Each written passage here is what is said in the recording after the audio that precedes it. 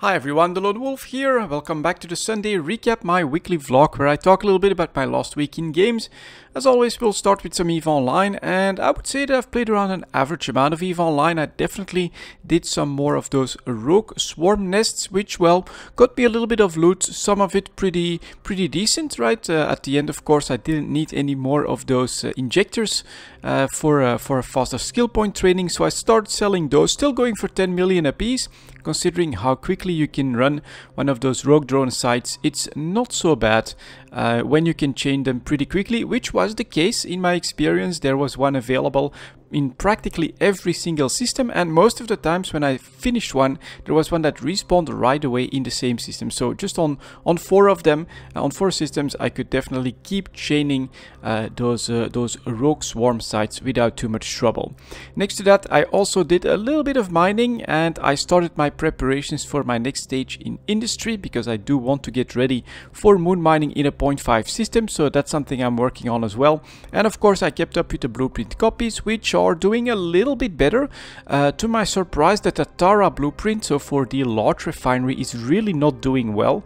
There just aren't enough buyers on the market apparently at this point to really move a lot of those, but the Orca blueprint is again doing amazingly well, and I'm in fact now making copies on 2 BPOs from the Orca, and so it's like 20 million a piece still for an Orca BPC, which is really pretty damn good. And the rest of them, it's up and down a little bit. So the M structures, I think people are just putting them in every single system in massive numbers at the moment, and it's true, those don't cost so much, so I think it's normal that people are focusing on them, and so those are selling pretty well.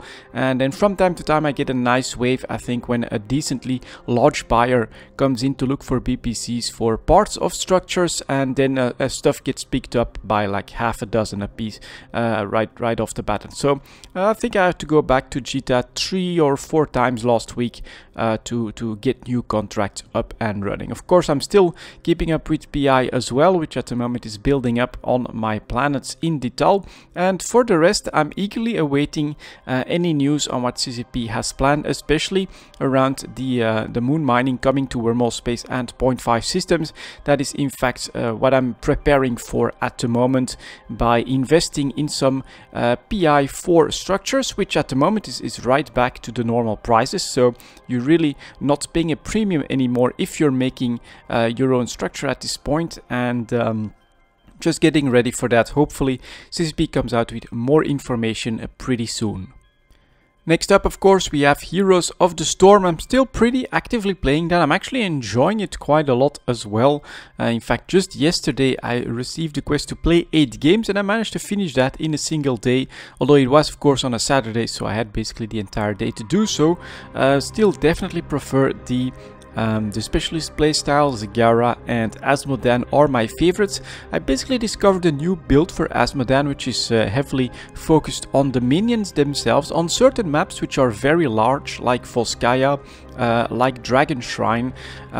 Depending on the compositions, you can sometimes get away with focusing completely on the minion talents, which means that you can, for instance, have your General of Hell improve and even heal one of the minions in the lane, which is very nice, and then your other minion just becomes stronger, starts to have an AoE burn effect. Just, you know, you become a real pushing machine even if you are not in the lane. And I remember one game on Volskaya where I had like twice the XP gain than from anyone else, and managing to push a keep just through my minions, just through my General of Hell, because you can just improve one of the melee guys that is being targeted first, and you not only make him stronger, give him more HP, but you heal him up as well when you do that. And then if they leave the lane alone for a long enough time, you're level 20, you can put like 3 Generals of Hell there, so you've got 3 of those upgraded minions. They start pushing for that keep. They can easily destroy the waves that are coming in. And as a result, you've got this massive wave that I actually managed to take down a keep all on its own. So that's a new tactic for Asmodan. It's very situational. You do need a large map so that they can't respond very quickly. And you basically need your team to understand what's happening and delay the PvP fights as much as possible. They need to buy you time to keep the opponents centered focused on something else while your minions basically do all the work. I like this. I like that a lot. It also means that Asmodan himself can play pretty defensively and be part of the team as part of the back there. Of course, you would take for the first talent, you would then take something with Globe of Annihilation. I think the one to kill minions is the best one, because then you can get up to 500 extra damage for that. But yeah, Heroes of the Storm, I'm still playing that pretty intensely at the moment, and I'm having a hell of a lot of fun with it. After that, we've got a little bit more Skyrim, really not all that much, because I do feel like I'm pretty much ready to get started on the quest chain for the Legion, which I have never played before, and I'm actually planning to record that. So I basically need to find the right time frame to actively do that, record everything and turn that into episodes. So that's probably going to be the work for maybe next week, maybe a little bit later, because there is still a Skyrim series running, so I'm in no rush to do that. But I'm not as powerful or at the place exactly where I thought I would get.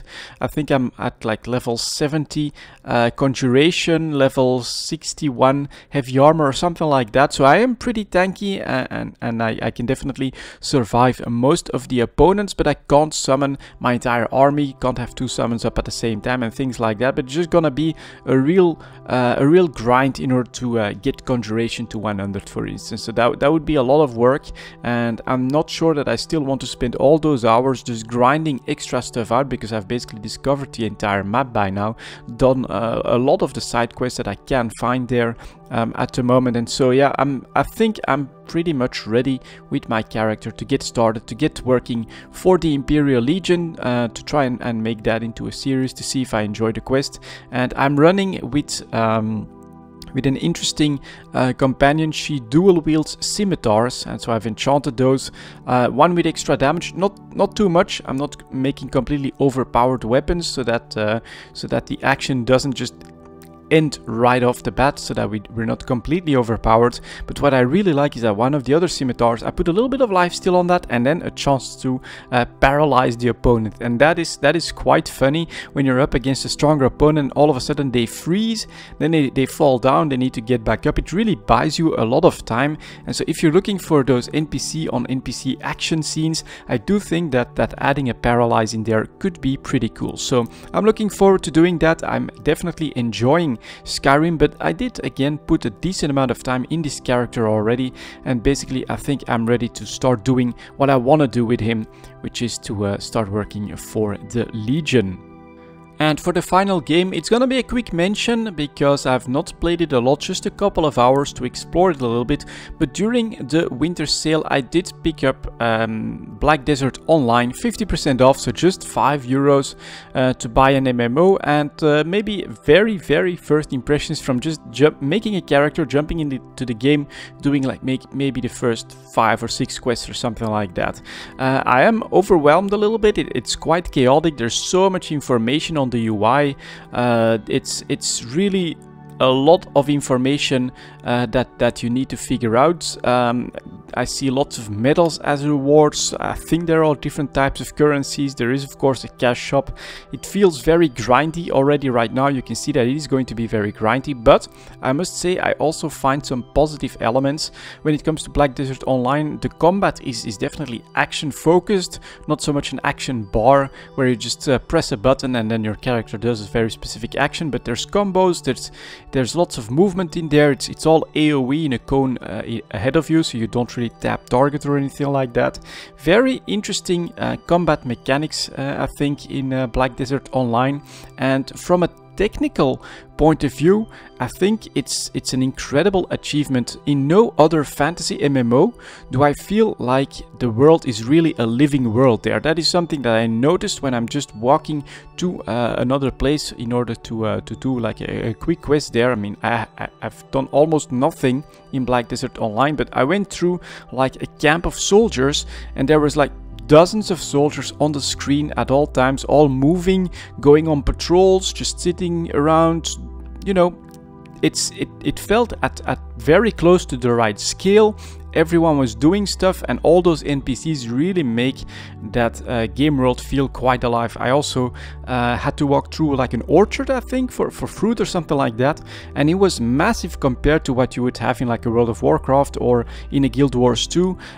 It felt like this could be an actual smallish, but an actual orchard in the real world, and then you would have some NPCs that would be moving around, bringing baskets full of those fruits back to the camp and things like that. So from a technical perspective, I would say Black Desert Online looks absolutely amazing. Graphics are pretty good as well, and yeah, that for $5, no subscription, pretty damn crazy. So I'm going to probably explore that a little bit, but I need to find again a good chunk of time for that as well. I can already see that it's lots of things to learn, lots of things to wrap your head around, and a lot of diverse activities as well. Saw people fishing, saw people doing combat, so I think that it's going to take quite a bit of time, and I'm not sure when I'll find that time. So I bought the game so that I can jump in whenever I want to. Just not really sure when I will do that, but it looks amazingly impressive for €5. Getting 5 hours of gameplay out of that won't be